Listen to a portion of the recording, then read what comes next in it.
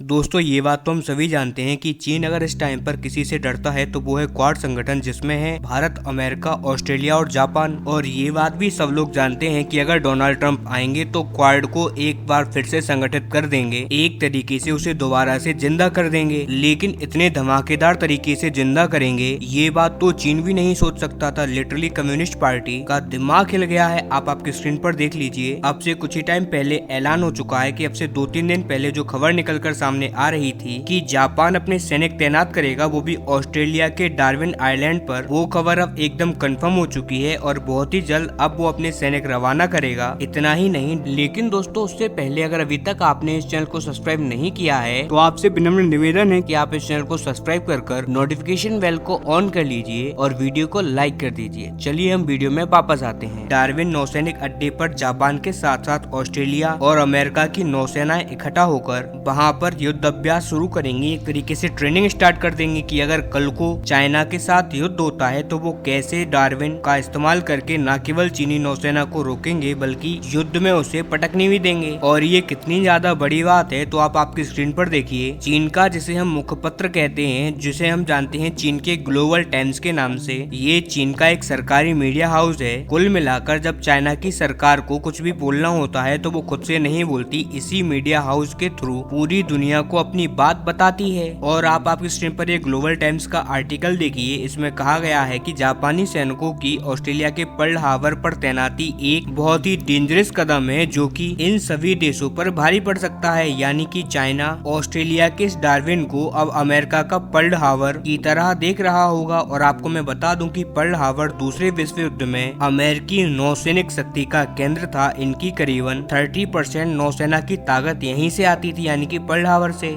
ये सबसे बड़ा नौसैनिक अड्डा था और इससे पूरी दुनिया डरती थी, खास करके जापान, क्योंकि यहाँ पर इतनी ज्यादा मात्रा में नौसेना तैनात रहती थी कि पूरी जापान को खत्म कर दे। और उसी समय इस ताकत पर ही अटैक किया था, पर्ल हार्बर को डिस्ट्रॉय कर दिया था, जिसमें कम से कम 10,000 से ज्यादा अमेरिकी नौसैनिक मारे गए थे। और उसी हमले के बाद अमेरिका दूसरे विश्व युद्ध में कूदा था। और यहाँ पर भी चाइना कहना चाहता है कि आप जो पर्ल हार्बर की तरह डार्विन को बनाना चाहते हो, हम इसे ठीक वैसे ही खत्म करेंगे जैसे कि जापान ने पर्ल हार्बर को किया था दूसरे वर्ल्ड वॉर में। और ये बहुत ही खतरनाक स्टेटमेंट है चीनी कम्युनिस्ट पार्टी की तरफ से। और इससे ये बात भी पता चलता है कि डार्विन से ये लोग इतना ही डर रहे हैं जितना कि जापान पर्ल हार्बर से डरा था। एंड नो डाउट, आप मानो या ना मानो, चीन की जगह कोई और देश होता तो उसको भी इतना ही डरना चाहिए था, इनफैक्ट डरता भी, क्योंकि पर्ल हार्बर पर तो फिर भी सिर्फ अमेरिका की नौसेना तैनात रहती थी। यहाँ पर तो डार्विन को पर्ल हार्बर से भी ज्यादा ताकतवर बनाया जा रहा है। यहाँ पर ऑस्ट्रेलिया की नौसेना तो पहले से ही है, अब जापान की भी आ जाएगी और इसके बाद अमेरिका की। इनफैक्ट अमेरिका तो इसके एक हिस्से को स्पेशली डेवलप कर रहा है अपनी नौसेना की तैनाती के लिए। इसके अलावा एक स्पेशल एयरवेज भी बनाया जा रहा है जहां से तीनों देशों के एयरफोर्स के जो लड़ाकू विमान है वो उड़ान भर सके चीन के खिलाफ। और आप जरा लोकेशन देखिए स्क्रीन पर, ये डार्विन एयरवेज ऑस्ट्रेलिया के एकदम ऊपर ही टिप पर है और यहाँ से बहुत ज्यादा नजदीक पड़ता है दक्षिणी चीन सागर, जहाँ से सारा विवाद चल रहा है। और यहाँ से ताइवान की दूरी भी बहुत ही नजदीक पड़ती है। यानी कि अगर देखा जाए तो डार्विन भविष्य में चीन के खिलाफ लड़ाई का मुख्य केंद्र होगा। चीन के अगेंस्ट जितनी भी सैन्य रणनीतियाँ बनेंगी